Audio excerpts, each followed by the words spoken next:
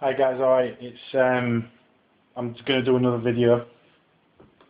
I just wanted to really talk about my NES, which has come.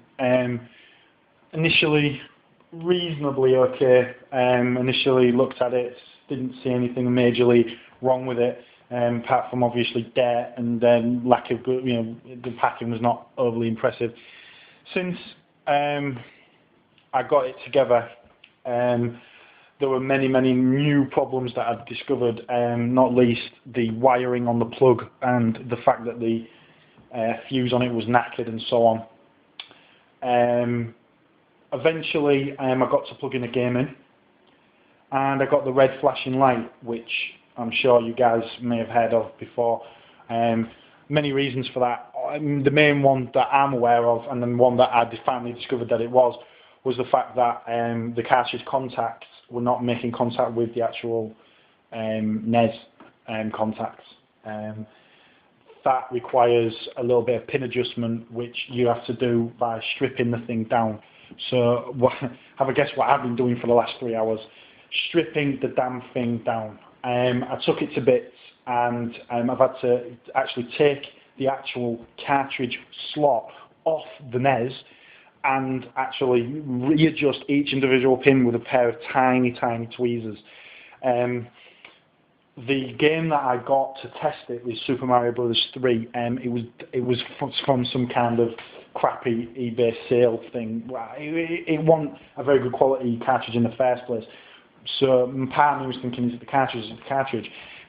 The irony of that is that the cartridge is very dirty anyway. But anyway, after a lot of pissballing about, for want of a better expression, I finally get this thing together.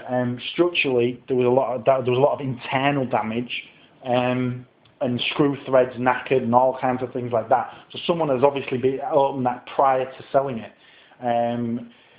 So it had obviously been opened before for whatever reason. Anyway, without further ado, there is the NES. I've given it a Stevie custom build sticker, and the joypads, I've given them what I will call the Retro VX clean and sheen. The joypads are near enough new in every sense of the word. I've tried both controllers and they both work sufficiently as far as I can tell. So yeah. Okay, so the next thing to do is test this bad boy out. Before I do, a word on the plug. I normally use the ones with rubber ends, the ones that have like strong rubber ends, so when you pull back on them they don't snag or anything like that, and they also give it a kind of professional look. Unfortunately, I've had to use a cheap one.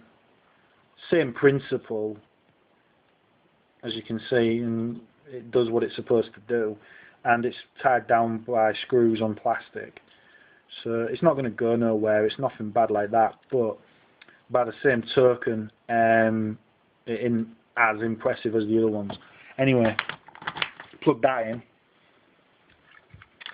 Power supply is clean and good. Everything else is clean and good. Okay, so to work. Here is Super Mario Bros. 3. As you can see, it's in nick. So I plug them in, shut the lid, do that, and let's get going.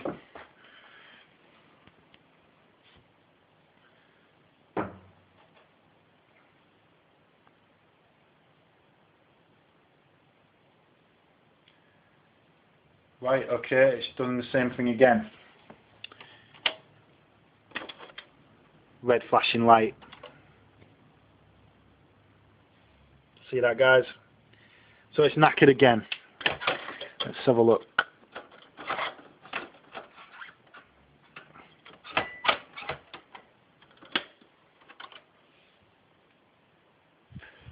Okay, she's on.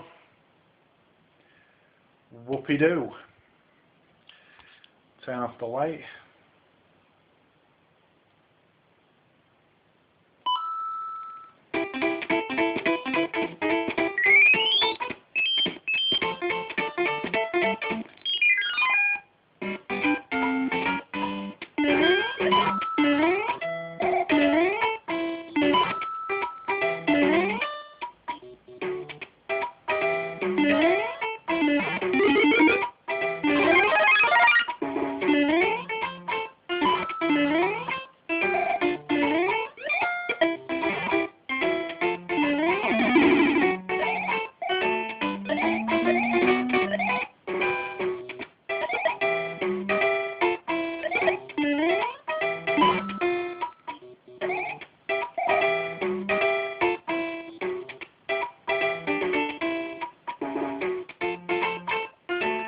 So,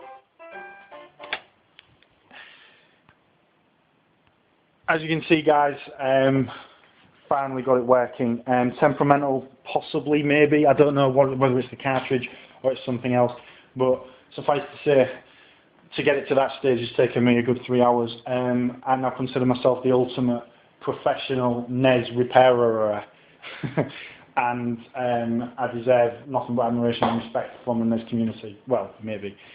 Anyway, all I'll say to you guys is the next step is to get something cool, flashcard related for the NES, or maybe get some kind of cool games for it, something like that. But in the meantime, I've got myself a working NES with a little bit of a custom sticker job going on, and on almost perfect controllers. Suffice to say, the eBay seller got told in no uncertain terms that yeah, what they'd sold was definitely not in perfect condition, to say the least. So anyway, guys, there you go, and hopefully you're all having a good one, and hopefully I'll make another video that's a bit more upbeat or something. Okay, see you in a bit.